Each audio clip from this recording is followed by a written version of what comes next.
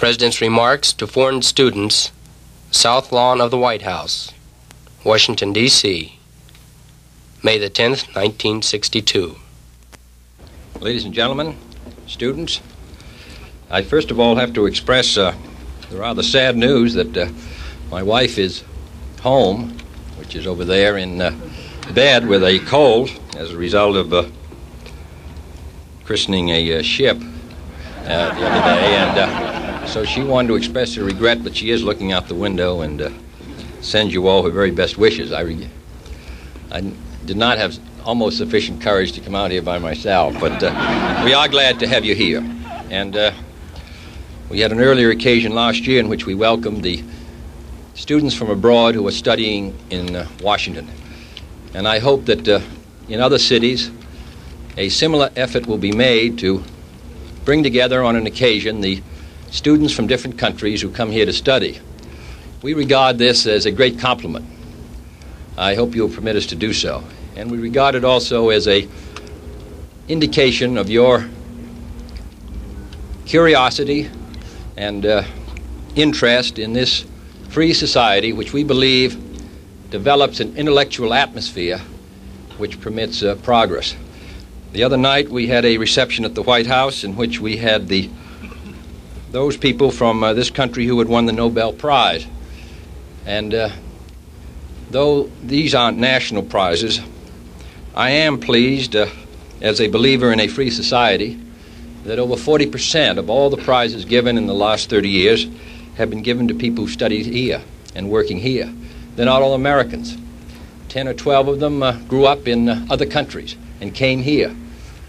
But I like to believe that this society, which we're attempting to build, and obviously we have not succeeded yet in building it, and I suppose never will, but we are working towards it, permits maximum intellectual development and therefore maximum individual development.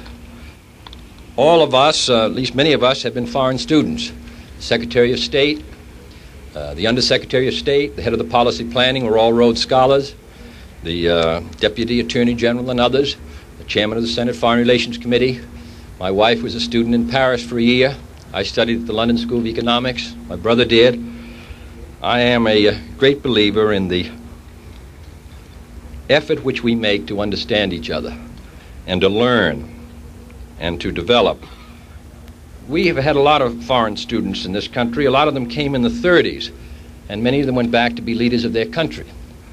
They may have gotten an impression of the United States in those days which may not have been as sympathetic as we would hope it would be today. Those were the days of the Depression, when we were meeting many serious challenges at home.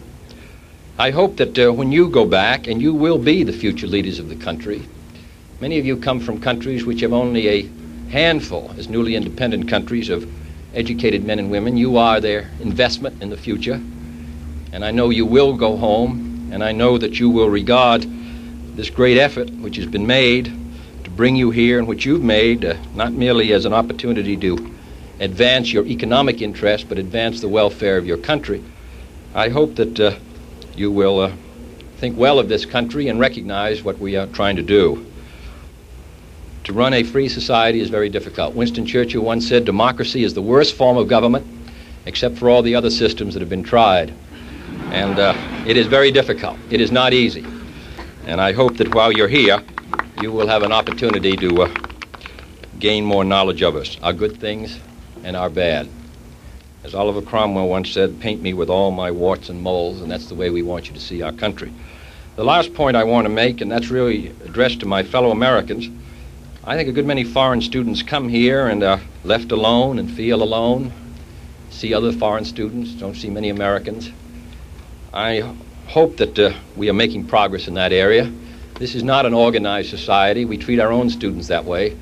And when I was at Harvard, no one spoke to me for the first 9 months, and I suppose if I hadn't been staying, I might have gone back to another country and had a conclusion about this country which wouldn't have been accurate. I hope that those Americans who are desirous of doing something for their country will think of the thousands of foreign students who are here and give them a chance to see American life intimately.